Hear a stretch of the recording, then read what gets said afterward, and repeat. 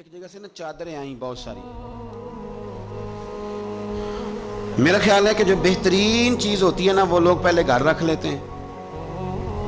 یہ قربانیاں ہوئی ہیں نا جی، تو 4 5 رانے جنہوں نے 6 بکرے کیے وہ پہلے انہوں نے سائیڈ پہ کر لی. مجھے ایک سنگی بتانے لگے کہ اس دفعہ آپ کی دعا سے خیر ہوئی ہے، ہم نے مکس کر کے گوشت بانٹا ہے، ورنہ پہلے اسی طرح کرتے تھے کہ جو رانے ہیں نا وہ ساری سائیڈ پہ کرو اور باقی پھر اکٹھا کر کے اللہ کے راستے میں دے دو. اللہ کی راہ میں جو دینا ہے، جو اپنی راہ میں دینا ہے اس کا طریقہ اور اللہ کی راہ میں دینا ہے معاذ اللہ تو اس کا سٹائل اور ہے. فرمانے لگے کہ چادریں آئیں اور بڑی بڑی قیمتی چادریں آئیں تو فاروق اعظم رضی اللہ تعالیٰ عنہ نے کوئی اس میں تخصیص نہیں کی، 1 2 2 3 3 4 بانٹتے رہے. چادریں تھی عورتوں والی. اب جو سب سے نیچے سے چادر نکلی وہ اتفاق سے بڑی شاندار نکل آئی.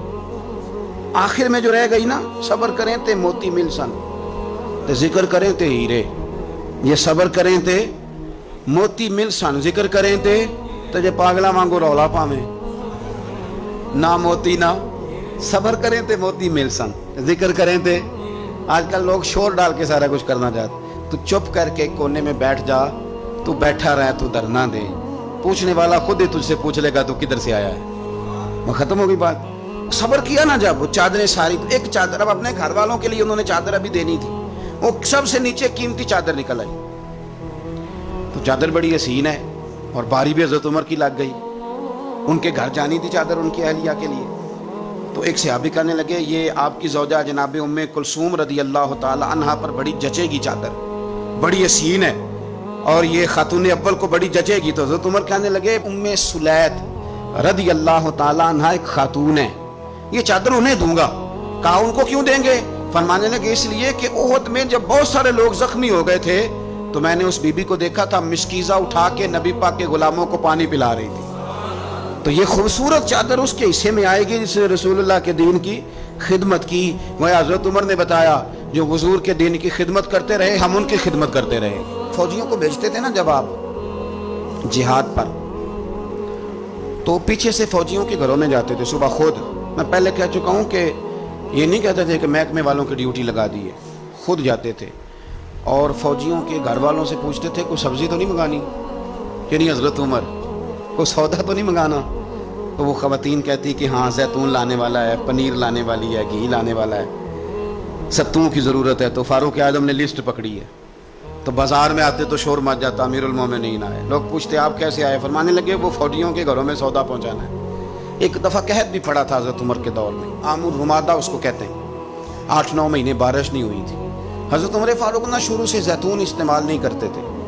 کچھ بندے کچھ چیزیں نہیں نہ کھا سکتے، ان کا مزاج نہیں ہوتا. میرا بھائی ہے گوشت نہیں کھاتا، میرا ایک بیٹا ہے سوائے گوشت کے کوئی شے نہیں کھاتا. اب یہ فرق ہے، کوئی کچھ کھاتا ہے اور کوئی کچھ کھاتا ہے. اب اس کا کیا کیا جائے؟ اپنا اپنا لوگوں کا مزاج ہے. ہمارے سامنے بہت سارے بندے بہت ساری چیزیں، اللہ کے فضل سے ناپسند کوئی شے نہیں، لیکن کچھ چیزیں انسان کی طبیعت پر سوٹ نہیں کرتی، اس سے وہ نہیں کھائی جاتی. یہ الگ بات ہے کہ لوگ پیر صاحب کو بلیک میل کرتے ہیں، کہتے ہیں کھائیں، ہم نے وضو کر کے پکائی ہے.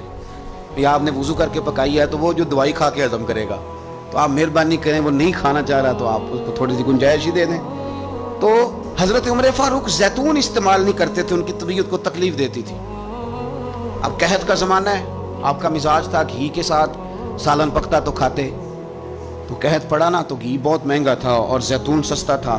تو حضرت عمر نے کہا سارے زیتون ہی کھائیں گے.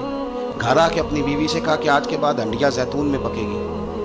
حالانکہ اس زمانے میں زیتون بہت سستا ہے. تو اہلیہ کہنے لگی بچے تو کھا لیں گے تو آپ کا کیا بنے گا؟ فرمایا میرا بھی کچھ نہیں بنے گا، میں بھی کھاؤں گا.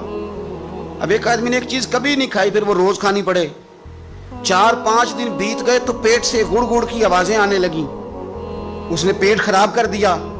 تو حضرت عمر امیر المومنین اپنے پیٹ سے باتیں کر رہے ہیں. فرمانے لگے جتنا مرضی شور کر، اپنے پیٹ سے کہتے ہیں شور جتنا مرضی کر، گھی تجھے اسی دن ملے گا جس دن میرے نبی کی ساری امت گھی کھانے لگ جائے گی. کر شور جتنا مرضی تو نے کرنا ہے، یہ اسی دن ملے گا جس دن حالات نارمل ہو جائیں.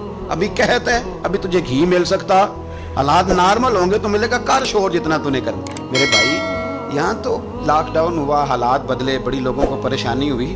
چاہیے تو یہ تھا نا کہ وزیر کے پاس 2 3 گاڑیاں پروٹوکول کی ہیں وہ 3 ہی دے دیتے، ایک رکھ لیتے جس میں سفر کرتے ہیں. لیکن ہمارے ہاں نا لوگ غریبوں کا درد بیان کرتے ہیں، لیکن اس کا عملی اظہار قحط کے دنوں میں آپ کا بیٹا تربوز کھا رہا تھا تو سیدنا فاروق اعظم نے پکڑ کے اس کے گردن پر ایک چپت مار دی. فرمانے لگے تو کتنا عجیب آدمی ہے کہ لوگ قحط میں پڑے ہوئے ہیں تو تربوز کھا رہا. خبردار، جب تک سب لوگوں کو چیزیں نہیں مل جاتی اتنی دیر تک تمہیں یہ کھانے کی اجازت نہیں ہے. پھر حضرت عمر رضی اللہ تعالیٰ عنہ کے زمانے میں اس قحط کے دور میں بارش نہیں ہوتی. حضرت بلال بن حارث المزنی، یہ صحابی ہیں، مصنف ابن ابی شیبہ میں موجود ہے. یہ ختم کیسے ہوئی قحط؟ ختم کیسے؟ وہ گئے جا کے نا حضور کے روضے پہ حاضر ہوئے. حضور بارش نہیں ہو رہی، مہربانی کریں.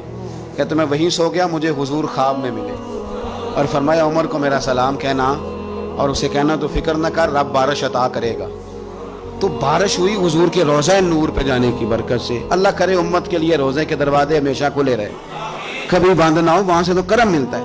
تو جو آج حضرت عمر کے بارے میں ساری گفتگو ہے، ایک پہلو میں آپ کے سامنے رکھنا چاہتا ہوں کہ احساس ذمہ داری، لوگوں کے ساتھ ان کا رویہ.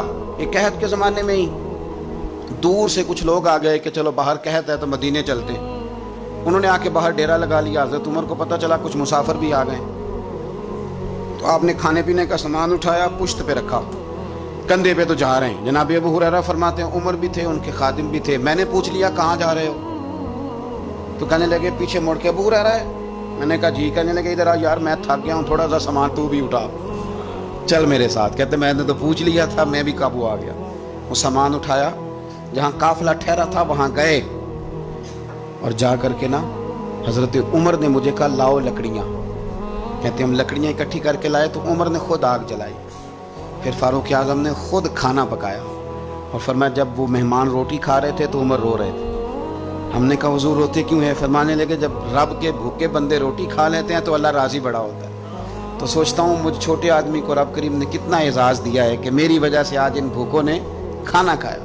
تو میرے عزیزو، جناب فاروق اعظم نے ہمیں یہ درس دیا کہ احساس ذمہ داری زندگی میں پیدا کریں. ہم نے بہت سارے کام اس لیے خراب کیے کہ ہم سست ہو گئے، ہم نے وہ ذمہ داری کسی اور کی لگا دی. ہم نے ساری زندگی پروٹوکول تلاش کیا، عزت تلاش کی. ہم نے لوگوں کو شیشے میں اتارنے کا طریقہ سیکھا. اس نے بے سکونی بھی پیدا کی معاشرے کے اندر، ہمیں بھی تکلیف میں رکھا، دوسروں کو بھی تکلیف میں رکھا. اگر مخدوم بنو گے، خدمت کرانے کا مزاج بناؤ گے تو ساری زندگی تکلیف میں رہو گے.